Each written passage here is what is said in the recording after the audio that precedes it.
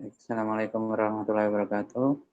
Oke, di pertemuan ke-6 Fisika 2, kali ini kita akan bahas terkait kapasitor dan kapasitansi. Nah, apa itu kapasitor? Kalau di bidang elektronika ya, elektronika atau listrik arus lemah itu sering dipakai perangkat ini. Biasanya bisa dalam bentuk kapasitor yang seperti ini. Ini ada positif dan negatifnya, ada yang tidak ada positif negatifnya. Kalau yang ada positif negatifnya biasa disebut LCO atau kapasitor. Oke, kapasitor itu sendiri memiliki pengertian yaitu perangkat yang dapat menyimpan energi dalam medan listrik. Ya. Jadi perangkat-perangkat yang seperti pada gambar ini bisa menyimpan energi, artinya bisa menyimpan listrik dalam dalam apa dalam kondisi tertentu. Kemudian nanti ketika seperti ini yang misalkan dalam bentuk seperti ini kalau di korsletingkan itu akan terjadi percikan, dan di situ bisa terlihat bahwa itu listrik masih tersimpan di situ. Dan ketika sudah di korsletingkan antara kaki satu dengan kaki yang lain, dan di sini ada dua kaki ya, itu akan habis seketika energinya atau listrik yang tersimpan. Nah, secara umum kapasitor ini terbentuk dari dua buah konduktor yang diberi muatan yang sama besar tapi berbeda jenis dan terpisah oleh suatu bahan isolator yang digunakan bahan dielektrik. Sumbernya dapat bermacam-macamnya seperti ada gambar itu. Nah, proses pemberian muatan atau pengisian kapasitor itu dilakukan dengan menghubungkan kapasitor kaki kapasitor itu ya masing-masing dengan sumber tegangan atau beda potensial tertentu, yang voltase tertentu, seperti gambar ini. Oke, kemudian kapasitas dari suatu kapasitor, ini suatu kapasitor itu memiliki kapasitansi. Muatan yang tersimpan dalam suatu sistem kapasitor itu akan sebanding dengan besar dari voltase atau beda potensial yang diberikan. Ya. Q sebanding dengan delta V, dilambangkan simbol seperti ini. Nah, faktor kesebandingan antara muatan yang tersimpan dengan beda potensial yang diberikan itu dinamakan dengan istilah kapasitansi atau capacitance, kapasitas. Ini menyatakan kemampuan kapasitas itu tadi menyatakan kemampuan kapasitas atau kapasitor untuk menyimpan muatan listrik. Nah, disimbolkan dengan C besar. Nah, Q besar ini sama dengan C kali delta P. Delta P tadi adalah voltase ya, atau beda potensial. Satuan kapasitansi itu dalam SI, dalam satuan internasional, dituliskan seperti ini, coulomb per volt, atau bisa dituliskan F besar, itu artinya farad. Biasanya satuan kapasitor itu mikrofarad gitu. Disimbolkan mu F besar, mikrofarad. Untuk pengisian kapasitor ini dilakukan dengan menghubungkan konduktor pada kapasitor dengan sumber tegangan atau beda potensial, seperti mungkin baterai atau arus listrik dari listrik rumah dan sebagainya. Nah, ini skema gambar untuk ini adalah sumber tegangan, kemudian ini adalah kapasitornya, dan di sini adalah saklarnya. Nah, ketika saklar ditutup, medan listrik dari baterai membuat elektron dari konduktor 1 tertarik ke terminal positif baterai. Nah, akibatnya konduktor 1 ini akan menjadi kehilangan elektron. Dan kalau kehilangan elektron, itu akan otomatis bermuatan positif kan. Artinya kalau kehilangan elektron itu kan elektron kan negatif ya. Maka muatan negatif itu berarti eh, keluar atau meninggalkan dari konduktor 1. Gitu. Selain itu, medan listrik dari baterai juga mendorong elektron dari baterai um, ke konduktor 2. Akibatnya konduktor 2 menjadi kelebihan elektron, maka menjadi bermuatan negatif. Oke. Selanjutnya, kapasitansi berbagai macam kapasitor. Untuk menentukan kapasitansi suatu kapasitor, yang pertama, tentukan medan listrik akibat konduktor yang bermuatan. Ya. Anggaplah masing-masing konduktor ini bermuatan sebesar Q. Nah, itu dapat diperoleh menggunakan hukum Gauss atau hukum Coulomb. Nah, kemudian tentukan beda potensial ya, antara kedua konduktor tersebut. Kemudian yang berikutnya tentukan kapasitansi sistem kapasitor tersebut dengan mengingat bahwa kapasitansi merupakan perbandingan antara muatan dengan beda potensial yang terjadi. Seperti ini. Ini ada muatan Q, kemudian muatan medan listrik, beda potensial, maka kapasitansinya adalah C sama dengan Q per delta P. Nah, tadi kan di rumus di awal yang di slide sebelumnya itu Q sama dengan C kali delta P. Ini benda ruas ya yang ditanyakan adalah C ya, maka Q per delta P. Nah, ini kapasitansi kapasitor untuk model keping sejajar.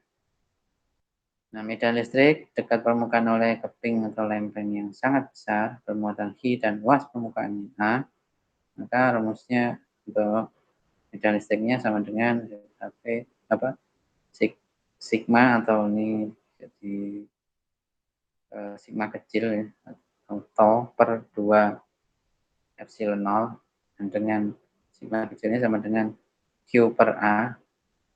Nah, untuk medan listrik di antara kedua keping lempeng tersebut itu bisa dicari dari Q per epsilon 0 kali A. A itu adalah luasannya, luas penambang dari kepingnya.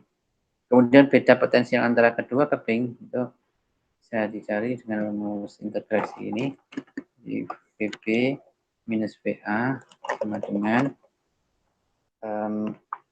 minus atau negatif integral tertentu dari A sampai B dengan yang diintegralkan itu adalah medan listriknya terhadap S.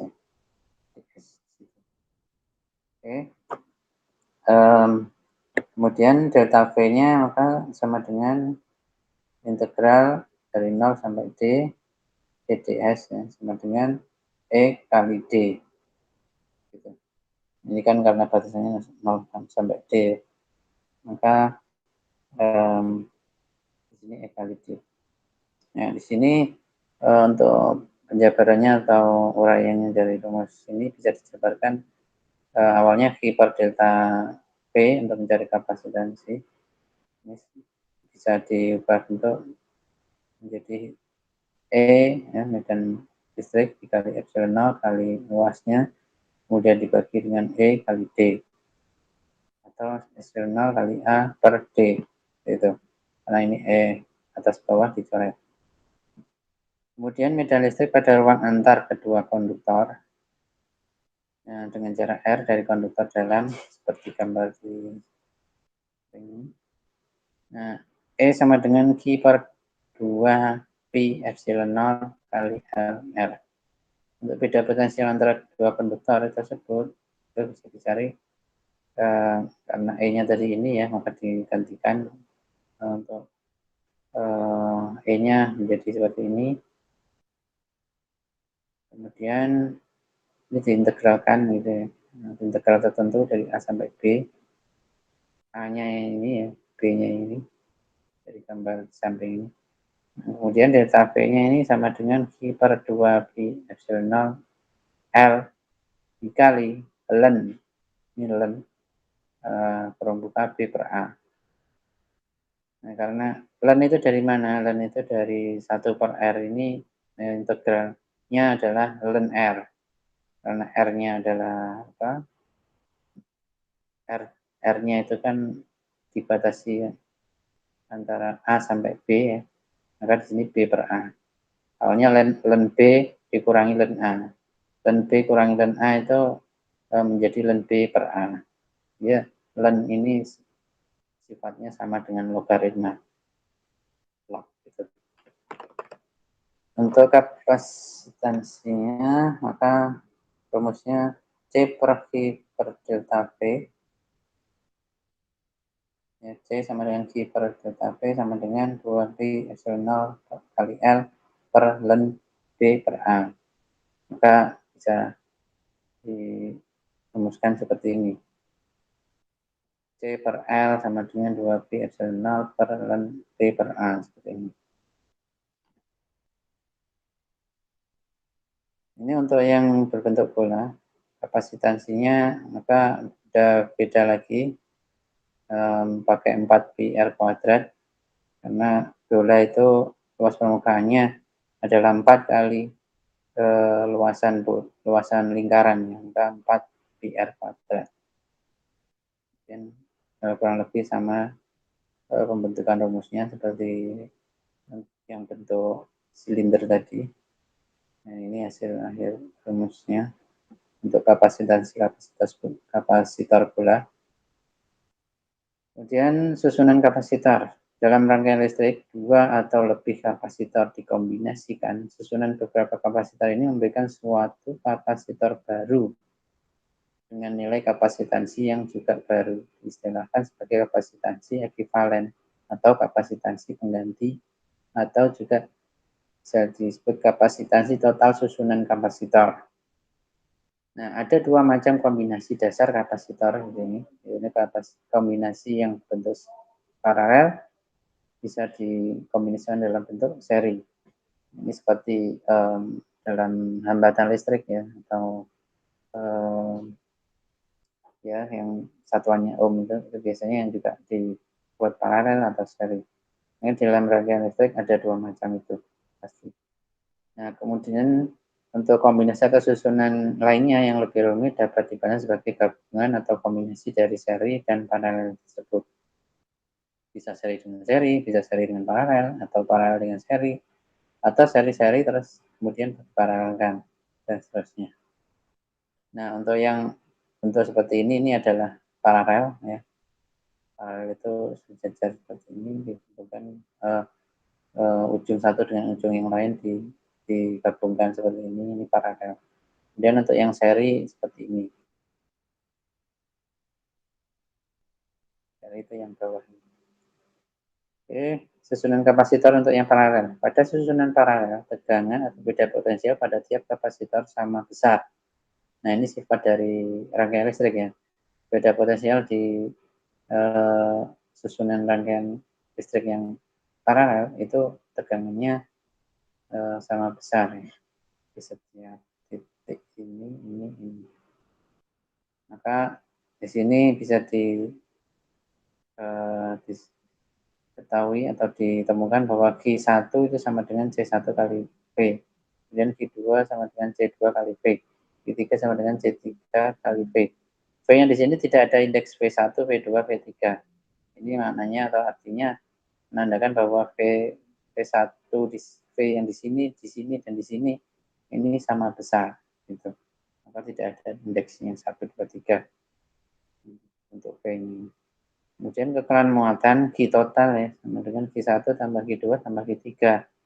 Kemudian untuk C penggantinya bagaimana? C penggantinya sama dengan Q total per V. Q totalnya Q1, Q2, Q3 dijumlahkan semua, dibagi dengan V-nya. hasilnya atau tegangan. Maka rumus C pengganti paralel adalah sigma jumlah I mulai dari 1 hingga sampai ke N. C-nya itu C I ya. I-nya tadi berjalan mulai dari 1 sampai N. N itu tergantung jumlah kapasitornya. Kalau 5 ya berarti N-nya sampai dengan 5. Kemudian untuk yang susunan kapasitor yang berbentuk seri. Ya. Pada susunan seri muatan tiap-tiap kapasitor sama besar. Ya. Artinya situ Q-nya sama besar ya. Q yang di sini, Q yang di sini, Q yang di sini sama besar. Gitu. Kalau yang paralel tadi voltasenya yang sama, seperti yang ini di sini adalah muatannya yang sama di sini. Untuk yang berbentuk seri. Nah, untuk V1 itu sama dengan Q per C1. V2 sama dengan Q per C2. V3 sama dengan Q per C3. Nah, di sini Q-nya tidak ada indeks 1, 2, 3-nya. Ini menandakan bahwa Q-nya itu sama, masing-masing sama besar di setiap kapasitornya. Ya. Nah, untuk penjumlahan tegangan ya, itu di sini, dan di sini, ini beda tegangannya. Jadi dijumlahkan V1 tambah V2 tambah V3. Nah, untuk V-nya sama dengan Q per, untuk mencari penjumlahan tegangannya adalah V sama dengan Q per C pengganti. Di mana bisa dibentuk seperti ini ya, di dalam bentuk pecahan sejumlah banyaknya kapasitor. Kalau ada 3 seperti ini, ada 4 ya berarti pecahannya ada 4. Q per C1 ditambah Q per C2 ditambah Q per C3. Ini ada 3, kalau ada 4 ya tambah lagi Q per C4. Gitu. Nah, untuk rumusannya ya 1 per C pengganti seri sama dengan sigma jumlah 1 per C I, di mana I-nya mulai dari 1 sampai dengan N. N-nya jumlah kapasitornya. Berapa banyak. Ini contoh soalnya untuk kapasitor, untuk mencari rangkaian kapasitornya ya. Akan nanti dikerjakan. Ini ya, siapa latihan ada apa pembahasannya. Ini. Kemudian lanjutkan energi dalam kapasitor. Selama proses pengisian kapasitor dapat dipandang bahwa muatan dipindahkan dari salah satu konduktor ke konduktor yang lainnya. Jika muatan sebesar Q dipindahkan dari suatu tempat ke tempat yang lain yang mempunyai beda potensial V, maka energi potensial muatan tersebut bertambah sebesar Q kali V. Nah, ini berarti untuk pengisi kapasitor itu diperlukan sejumlah usaha atau energi. Energi ini kemudian disimpan dalam bentuk energi potensial muatan yang berpindah. Nah, energi yang diperlukan untuk memindahkan muatan sebesar dV pada beda potensial V adalah dU sama dengan V dG.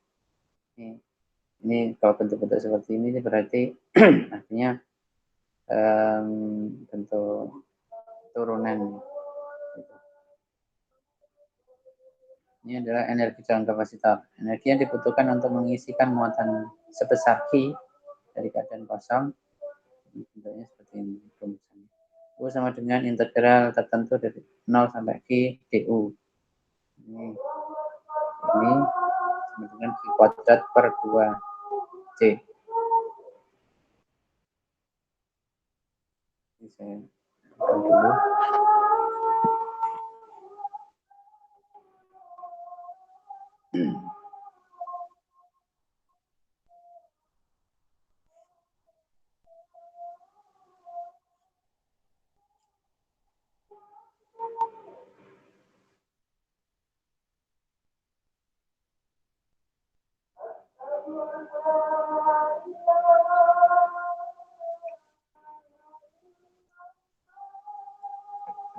Energi yang tersimpan dalam kapasitor yang bermuatan Q dengan kapasitas C dan beda potensial V itu bisa dirumuskan U-nya usahanya atau energinya itu sama dengan setengah Q kuadrat per C atau setengah Q kali V atau setengah C kali V kuadrat.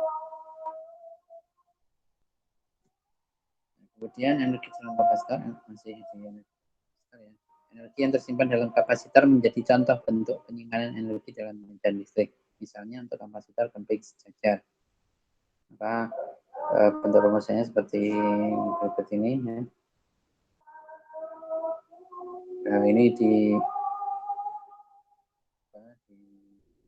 diuraikan, maka bentuknya jadi seperti ini. Kemudian untuk rapat energi, ya, rapat energi persatuan volume, ya, U kecil sama dengan U besar per P, itu sama dengan setengah epsilon 0 kali E kuadrat. Nah, bentuk yang sama juga dapat diperoleh untuk kapasitor yang lainnya, tidak cuma kapasitor keping saja. Ini contoh-contoh ini pembahasannya. Kemudian bahan dieelektrik. Ruang antara konduktor pada kapasitor biasanya berisi bahan bukan pengantar atau non-conducting yang disebut sebagai bahan elektrik, misalnya kertas, kaca, mika, dan lain-lain. Kemudian eksperimen yang dilakukan Faraday menunjukkan bahwa adanya bahan dieelektrik menyebabkan kapasitansi suatu kapasitor bertambah. Ini waktu Mr. Faraday bereksperimen. Ternyata menunjukkan bahwa adanya bahan dieelektrik menyebabkan kapasitansi suatu kapasitor itu nanti akan bertambah. Nah, adapun bahan dieelektrik menyebabkan medan listrik dalam ruang di antara konduktor pada kapasitor menjadi berkurang.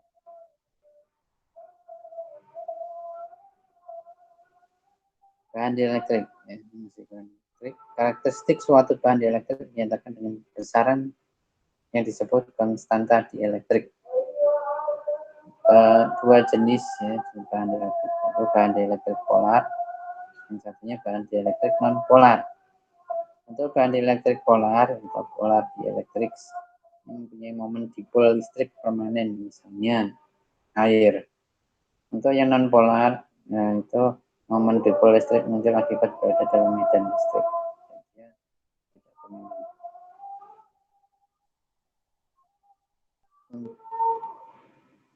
Untuk molekul bahan dieelektrik ini akan terpengaruh oleh medan listrik.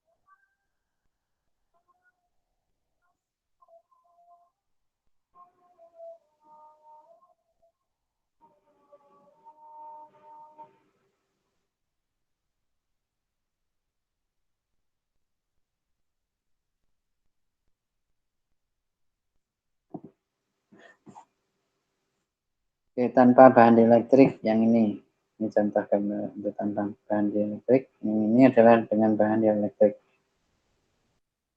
Ini letusan muatan positif pada bahan dieelektrik, yang ini letusan yang negatif. Ya. Nah, di sini timbul medan listrik induksi dalam bahan dieelektrik yang arahnya dari kiri ke kanan, dari positif ke negatif. Seperti ini. Untuk medan listrik total dalam bahan ini E sama dengan E0 ditambah E induksi. Karena E induksi berlawanan dengan E0, maka E itu nanti akan lebih kecil dari E0. Dapat dinyatakan bahwa E ini berbanding lurus dengan E0 ya, atau E0 sama dengan K konstanta dieelektrik dikalikan dengan medan listriknya. K adalah konstanta dieelektrik merupakan karakteristik bahan. Untuk nilai K itu lebih besar dari 1 ya, konstantanya. Karena medan listrik berkurang, maka beda potensial juga berkurang ya. Untuk jumlah muatan yang tetap kondisinya seperti ini. Maka V sama dengan V0 per K. Kemudian kapasitansi kapasitor dengan dieelektrik, maka untuk rumusnya C sama dengan V0 per V. Kemudian diuraikan sampai dengan ketemu rumus K kali C0. K-nya lebih besar dari 1, kemudian C-nya lebih besar dari C0. Konstanta dieelektrik terkait besaran permitivitas bahan ya. Epsilon sama dengan K kali epsilon 0. Epsilon 0 adalah permitivitas ruang bebas atau hampa ya. Epsilon adalah permitivitas bahan. Dengan demikian, konstanta dielektik dapat juga dipahami sebagai permitivitas relatif suatu bahan relatif terhadap medium vakum atau free space.